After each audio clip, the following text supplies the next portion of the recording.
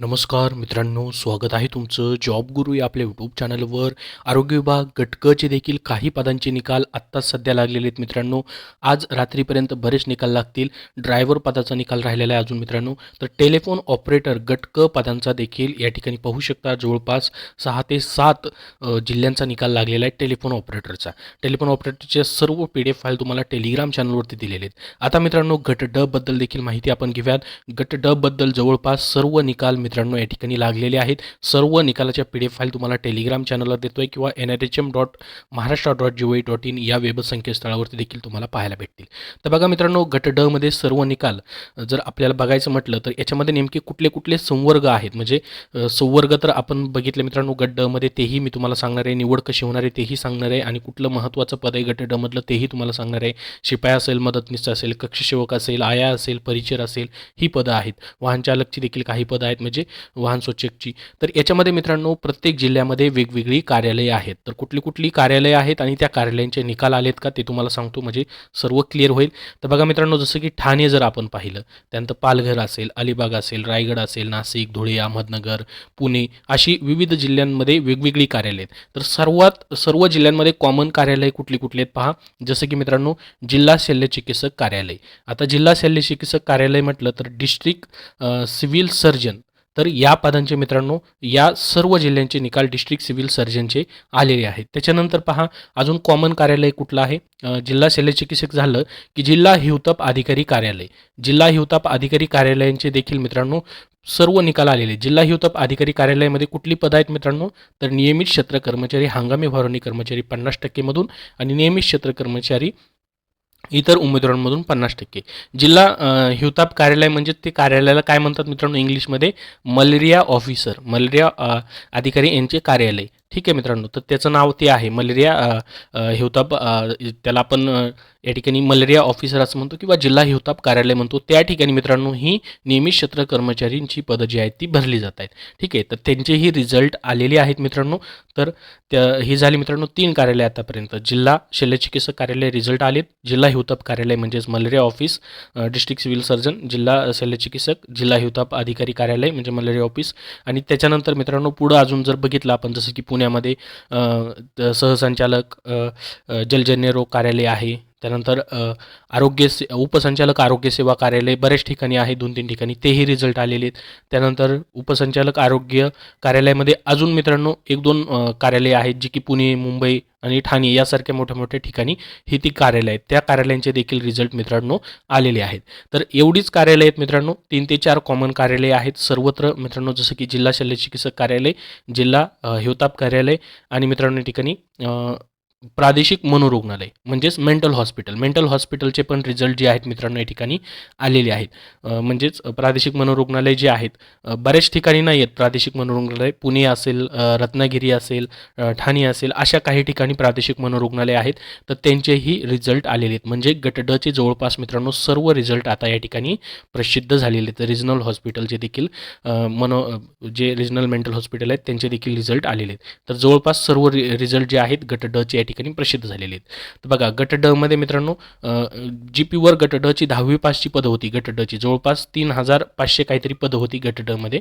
ठीक आहे, तर त्याच्यामध्ये जिल्हा शल्यचिकित्सक कार्यालय, जिल्हा हिवताप अधिकारी कार्यालय म्हणजे मलेरिया ऑफिस आणि मेंटल हॉस्पिटल म्हणजेच या ठिकाणी प्रादेशिक मनोरुग्णालय, ही 3 कार्यालय त्याच्यामध्ये येतात मित्रांनो.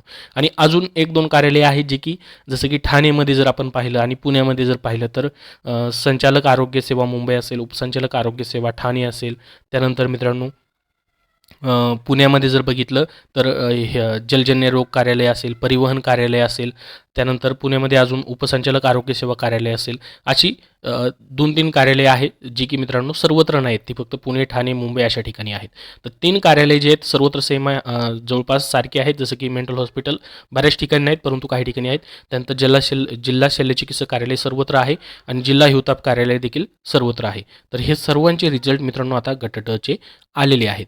त्यानंतर अकुशल कारागीर परिवहन, अकुशल कारागीर HMER, हे जे मित्रांनो कार्यालय आहेत हे कार्यालय जे आहेत मित्रांनो फक्त जवळपास मला वाटतं मित्रांनो फक्त पुणे या ठिकाणीच आहेत. तर याचेही रिझल्ट मित्रांनो आलेले आहेत. तर सर्व रिझल्ट तुम्हाला आता मित्रांनो इथं NRHMच्या वेबसाईटवरती पाहायला भेटतील. हे सर्व PDF फाईल मी तुम्हाला टेलिग्रामवरती शेअर करतोय. तर बघा आता गट ड ची तुमची निवड कशी होणार आहे, कुठलं महत्त्वाचं चांगलं पद आहे त्यापैकी तुम्हाला सिलेक्ट करायचं आहे, याचा प्रेफरन्स कसा तुम्हाला देता येणार आहे. तर बघा आता प्रत्येक ठिकाणी वेगवेगळी कार्यालय आहेत, जसं की जिल्हा शल्यचिकित्सक कार्यालय ही प्रत्येक जिल्ह्यामध्ये आहे मित्रांनो. त्या ठिकाणी जसं की बाह्य रुग्णसेवक असेल, कक्षसेवक असेल, शिपाई असेल, ऑड बॉय असेल, त्यानंतर स्त्री पुरुषर असेल, परिचर असेल, पुरुष परिचर असेल, मेंटल हॉस्पिटलमधलं डिपार्टमेंट असेल. तर या ठिकाणी मित्रांनो तुम्हाला डॉक्युमेंट व्हेरिफिकेशनला बोलवलं जाईल. तिथं मित्रांनो तुमचे मार्क्स पाहिले जातील, तुमचं एज्युकेशन पाहिलं जाईल. त्यानुसार तुम्हाला प्रेफरन्स द्यायचा आहे किंवा त्यानुसार ते तुम्हाला पदांची चॉईस करायला लावतील मित्रांनो. ठीक आहे.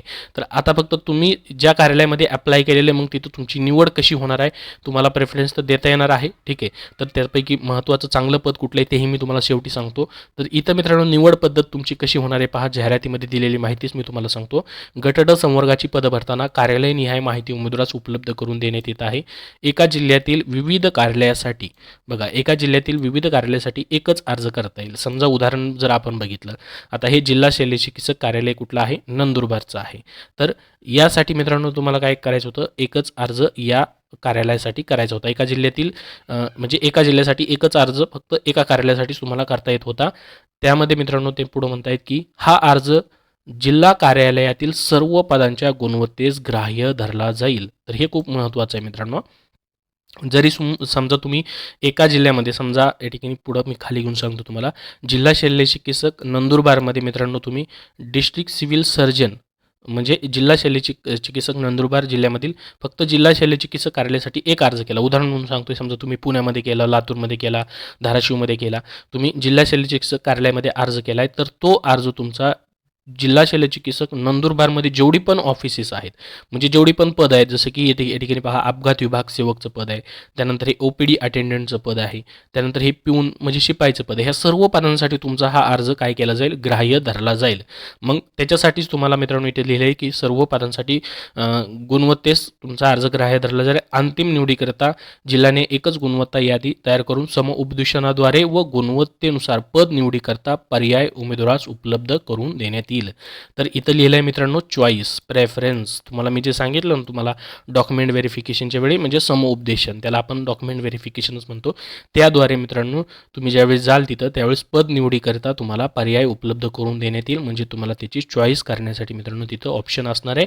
तुम्हाला पदं सांगितली जातील की त्या कार्यालयामध्ये तुम्ही अप्लाय केलं तर ही कार्यालयामध्ये बाबा एवढी एवढी पदं आहेत, जसं की शिपाई आहे, वॉर्ड बॉय आहे, कक्षसेवक आहे, चतुर्थ श्रेणी कर्मचारी आहे किंवा परिचर आहे. तर त्यापैकी तुम्हाला कुठलं पद पाहिजे ते तुम्हाला निवडायचं आहे. तुम्ही समजा जिल्हा शल्यचिकित्सक कार्यालयामध्ये अप्लाय केले तर आता मेंटल हॉस्पिटलमध्ये स्त्री पुरुषर परिचर आणि पुरुष परिचर ही पद आहेत.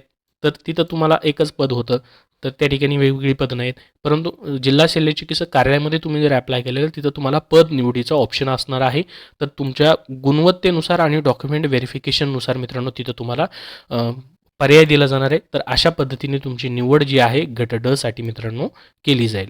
ठीक आहे. आता याच्यामध्ये अजून बरेच विद्यार्थी विचारतात की याच्यामध्ये बेस्ट पद कुठलं आहे, मग आम्ही कुठलं सिलेक्ट करायचं. जसं की मित्रांनो आता पहा, जिल्हा शल्यचिकित्सक कार्यालयामध्ये समजा आता हे नंदुरबारचं आपण उदाहरण बघूयात की डिस्ट्रिक्ट सिव्हिल सर्जनमधून तुम्ही इथे अप्लाय केले तर तिथं वेगवेगळे पद आहेत. पिऊनचं ही पद आहे, OPD अटेंडंटचं ही पद आहे, त्यानंतर अजून पुढं जर पाहिलं आपण तर कक्ष सेवक, ऑड बॉयचे देखील पद आहे.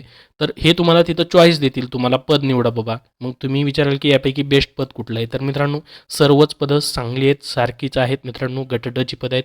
सर्वच पदांसाठी पेमेंट देखील एकच आहे. आता मित्रांनो तुम्हाला विचार करायचा आहे की तुम्हाला एकदम रुग्णांशी सेवेशी संदर्भात काम करायचं आहे की समजा शिपाई म्हटलं मित्रांनो, तर शिपाई म्हटलं तर बरीचशी ऑफिसची कामं असतील मित्रांनो. कक्षसेवक म्हटलं तर मित्रांनो ऑड बॉय म्हणजेच ते कक्ष एक आहे, एक समजा मित्रांनो एक डिपार्टमेंट आहे. ठीक आहे. आता आपण जर दवाखान्यामध्ये गेलात तर वेगवेगळे मित्रांनो काय असतात, OPDs असतात, डिपार्टमेंट असतात. समजा आपण जर पाहिलं एक डेंटलचा एक कक्ष आहे किंवा डेंटल डिपार्टमेंट आहे, त्यांचा एक वेगळा एक कक्ष आहे जिथं डेंटल संदर्भात जे रुग्ण येतात त्या कक्षामध्ये मग तुम्हाला काम असणार. तेथील रुग्णांसंदर्भात डायरेक्टली तुम्हाला तिथं काम असेल, तेथील नर्सेस असतील किंवा डॉक्टर्स असतील, ते जे काम सांगतील त्या ऑर्डमध्ये तुम्हाला ते काम करायचं. ऑर्ड बॉयचं काम ते असणार. मग दंतसहाय्यक हे देखील पद तुम्ही सिलेक्ट करू शकता. परंतु तुमच्या डॉक्युमेंट व्हेरिफिकेशननुसार, तुमच्या एज्युकेशननुसार आणि तुमचे मार्क्स आहेत त्यानुसार तुम्हाला चॉईस द्यायचा आहे तिथं. त्यानंतर स्त्री परिचर, पुरुष परिचर, अंधारखोली परिचर. आता ही सर्व जी पदं आहेत मित्रांनो, डायरेक्टली रुग्णांशी संदर्भात पदं आहेत. शिपाईची पदं म्हटलं काही पदं, तर काही ॲडमिनिस्ट्रेटिव्ह डिपार्टमेंट जे आहेत तिथं देखील तुम्हाला दिलं जाऊ शकतं काम. त्यानुसार तुम्हाला सिलेक्ट करायचं आहे. आता माझ्या माहितीप्रमाणे तुम्ही विचाराल की कुठलं बेस्ट पद आहे, तर सर्वच चांगली पदं आहेत मित्रांनो.